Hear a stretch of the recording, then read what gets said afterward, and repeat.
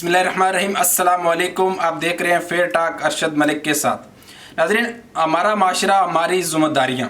आज़ाद कश्मीर से हर शोबा ज़िंदगी में पिसे हुए तबकात के लिए मदद और ताउन फराहम करना, कौम से जहालत, गुर्बत, बेरोज़गारी के ख़ात्मे के लिए कोशिश करना, आवाम को कुदरती आफात और बहरानों से निपटने के लिए अमली जदोजहद करना, मुखैर हज़रात और साहिब इस्तात अफराद के साथ मिलकर बदहाल तबका के अफराद की अख़वत और इज़्ज़त व एहतराम के साथ हर मुमकिन मदद करना। नाज़रीन, ये अगराज़ व मकासद हैं हमारा माशरा हमारी ज़िम्मेदारियाँ वेलफेयर ट्रस्ट के, जिसके बानी व PYO UAE के साबिक़ नायब सदर सरदार अशफाक मुग़ल साहब मेरे साथ मौजूद हैं। इनसे फेयर टॉक का आगाज़ करते हैं। अस्सलाम वालेकुम अशफाक साहब, कैसे हैं आप? वालेकुम सलाम। सबसे पहले तो अरशद साहब, मैं आपके KI न्यूज़ का चैनल का और आपकी पूरी टीम का बेहद मशकूर हूँ कि आपने मुझे मौका दिया। तो बहुत शुक्रिया अशफाक साहब। अच्छा, ये बताएं कि अशफाक साहब, सबसे पहले आप हमारे नाज़रीन को ये बताएं कि हमारा माशरा हमारी ज़िम्मेदारियाँ वेलफेयर ट्रस्ट का क़याम कब और कैसे किया आपने, और कौन कौन लोग हैं आपके साथ इसमें जो आपके साथ तावन कर रहे हैं वो इस ट्रस्ट के हवाले से?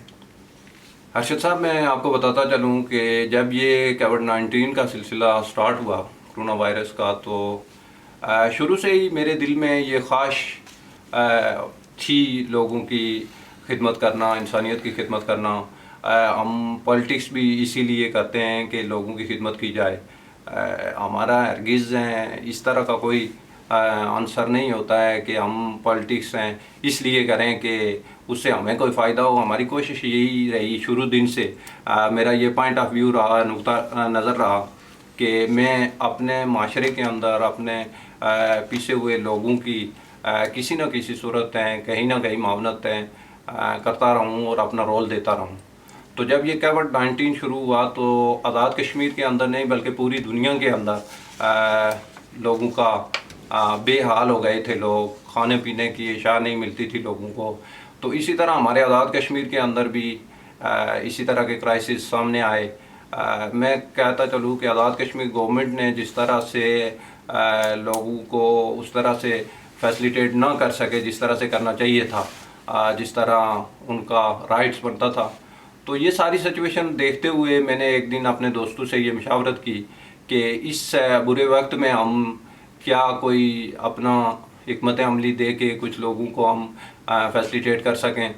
तो मेरे बहुत सारे दोस्तों ने मेरी इस आवाज़ पे लब्बैक कहा, तो हमने ये स्टेप उठाया और अल्हम्दुलिल्लाह विद इन 20 डेज़ हमने इस सारे प्रोसेस को क्लियर किया। और हमने कौन कौन दोस्त थे आपके साथ जो मेरे साथ हैं? कोई दोस्त है UAE में, कोई सऊदीया में हैं और हैं कोमार्का में।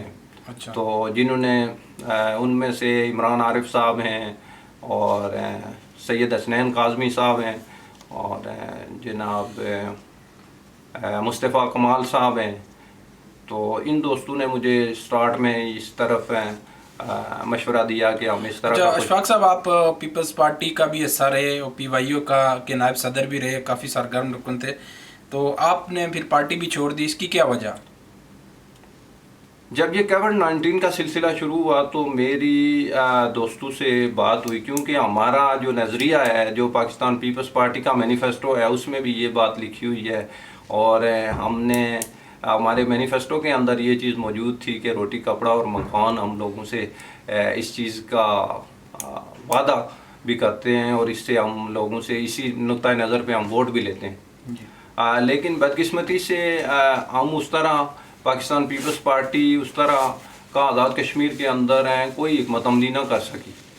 तो मैंने उसी विजन को लेके, उसी मैनिफेस्टो को लेके मैंने ये हमारा माशरा और हमारी ज़िम्मेदारियों की बुनियाद रखी और मैं ये समझता हूँ कि मैंने वही विजन लेके मैं आगे चला। लेकिन मैंने पाकिस्तान पीपल्स पार्टी इसलिए छोड़ दी कि यहाँ पे बहुत सारे दोस्तों ने मुख्तलिफ तनाज़र में मुख्तलिफ जगहों पे मुझे क्रिटिसाइज़ करने की कोशिश की और जिसकी वजह से मैंने पाकिस्तान पीपल्स पार्टी को खैराबाद कह दिया। क्योंकि पाकिस्तान पीपल्स पार्टी मेरे हिसाब में जो हमारा मैनिफेस्टो है उससे बिल्कुल थ्रू आउट हट चुकी है।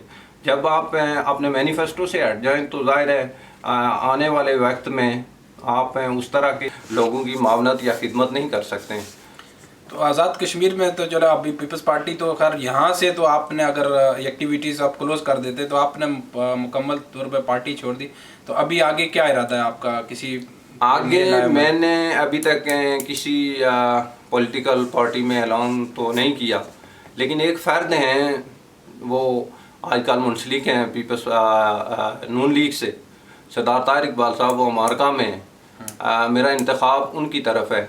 آگے ان پہ ڈیپینڈ کرتا ہے کہ وہ کس پلیٹ فارم سے الیکشن لڑنا چاہتے ہیں، وہ کس پلیٹ فارم سے وہ اپنی ان کا الیکشن میں حصہ لینے کا ارادہ ہے؟ ان کا الیکشن میں ہر 2 صورت میں حصہ لینے کا ارادہ ہے۔ اچھا، الکا وسطی باغ میں پیپلز پارٹی کی طرف سے الیکشن پہ بھی آپ کو ایلیگیشن لگایا گیا کہ آپ نے نون لیگ کی سپورٹ کی ہے، تو اس حوالے سے کیا کہیں گے؟ ارشد بھائی، میں آپ کو بتاتا چلوں کہ میں 2016 کے الیکشنوں میں پاکستان نہیں گیا تھا۔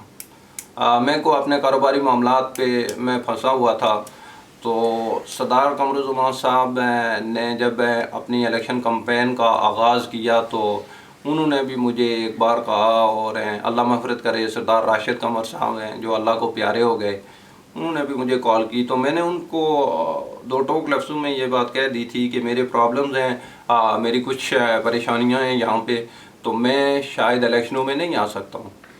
تو ظاہر ہے سیاست میں لوگ ہیں ایک دوسرے کو کرٹیسائز کرتے رہتے ہیں۔ میرے جو حریف تھے سیاسی، گو کہ میرے ساتھ چلتے تھے، لیکن وہ سیاسی طور پہ دلی طور پہ وہ مجھے برداشت نہیں کرتے تھے، تو انہوں نے مجھ پہ اس طرح کے ایلیگیشن لگائے، حالانکہ قیادت نے مجھ پہ کوئی ایلیگیشن نہیں لگائے۔ اب میں سردار قمرالزمان صاحب کی بات اگر کرتا چلوں تو باغ کے اندر اگر سردار قمرالزمان کا نام اس سے پہلے پولیٹکس یعنی 72 کے بعد جو باغ کی پولیٹکس ہے اس سے نکال دیا جائے یا باغ کے کام وغیرہ نکال دیے جائیں، تو میں یہ سمجھتا ہوں کہ باغ 72 کی دہائی میں داخل ہو جاتا ہے۔ اس میں میرا سردار قمرالزمان صاحب سے اور سردار ضیاء القمر صاحب سے ڈائریکٹلی کوئی اختلاف نہ تھا، نہ ہے، نہ رہے گا۔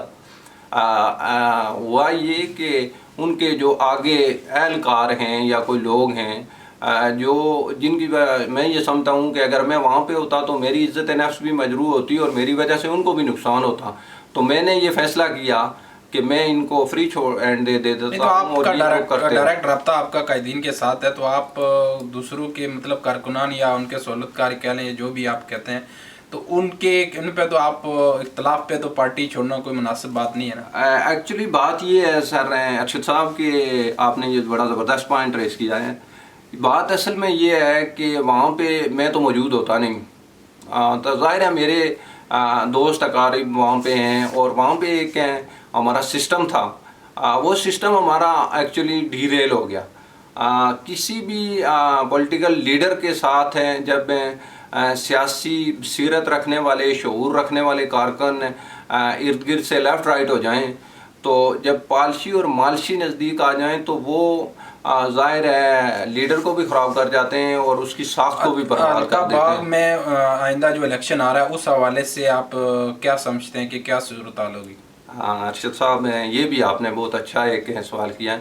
میں یہ سمجھتا ہوں کہ القاب باغ نہیں بلکہ پورے آزاد کشمیر کے لوگوں کو میں اس میں شامل کرنا چاہتا ہوں کہ میرے پورے آزاد کشمیر کے لوگوں سے یہ التماس ہوگا کہ آپ کو 5 سال کے بعد جو بیلٹ پیپر کی پرچی ہر فرد کے ہاتھ میں دی جاتی ہے، تو اس کو یہ ایک کاغذ کا ٹکڑا نہ سمجھیں آپ لوگ، یہ آپ کے لیے بڑی اہمیت کا حامل ہوتا ہے اور یہ آپ کی آنے والی نسلوں کا تعین کرتا ہے۔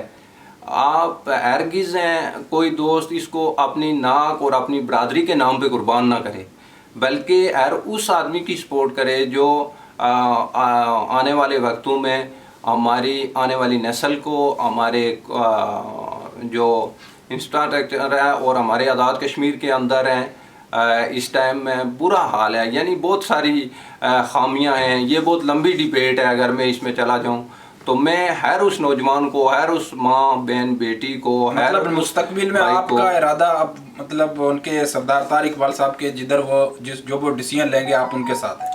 جی سر، بالکل۔ سردار طاہر اقبال صاحب کی میں تھوڑی سی یہاں پہ وضاحت کرتا چلوں کہ سردار طاہر اقبال صاحب نے اس سے پہلے بھی 2 بار الیکشن لڑا لیکن وہ کامیاب نہ ہوئے، لیکن سردار طاہر اقبال صاحب ایک उभरते हुए सितारे हैं। मैं ये समझता हूँ तो कि अभी वो किसी आने पार्टी में शमूलियत इख्तियार करेंगे या वो कौन सी पार्टी में हैं, ये या तो उन कौन पे सी पार्टी टिकट में देगी उनको? ये तो उन पे डिपेंड करता है अरशद साहब। अभी तो वो नून लीग में हैं, क्योंकि गुज़श्ता इलेक्शन में उन्होंने नून लीग की सपोर्ट की थी। तो ये जब वो यहाँ पे आएंगे, ये डिसीजन उन पे डिपेंड करता है कि वो किस जमात में जाते हैं। वो जिस तरफ भी जाते हैं इंशाअल्लाह हम उनकी आवाज़ में लब्बैक कहेंगे।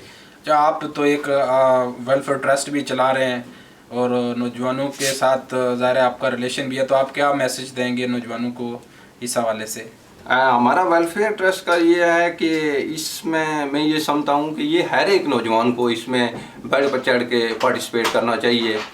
ये किसी सिंगल या फ़र्द वाहिद नहीं, ये माशरे की चीज़ है। और जब बेहतरीन माशरे तब भी जाके बनते हैं जब जो नौजवान मिल बैठ के उस पे काम करते हैं और एक बेहतरीन सिमत वो माशरा सफ़र करता है। तो मेरी तमाम नौजवानों से ये इल्तमास होगा कि आप सब मिल के अपने माशरे के लिए काम करें, ताकि हम जिस तनज़ली की तरफ जा रहे हैं इससे हट के हम बेहतरी की तरफ अपना सफ़र गामज़न कर सकें। बहुत शुक्रिया अशफाक साहब। जी नाज़रीन, आपने सरदार अशफाक मुग़ल साहब की गुफ्तगू सुनी। वेलफेयर के हवाले से भी उन्होंने डिटेल से बताया कि कैसे उन्होंने एक स्टेप उठाया और मुखिर हज़रात ने उनके साथ ताउन भी किया, उनके दोस्तों ने किया, जो कि यकीनन बहुत ही अच्छा इक़दाम है।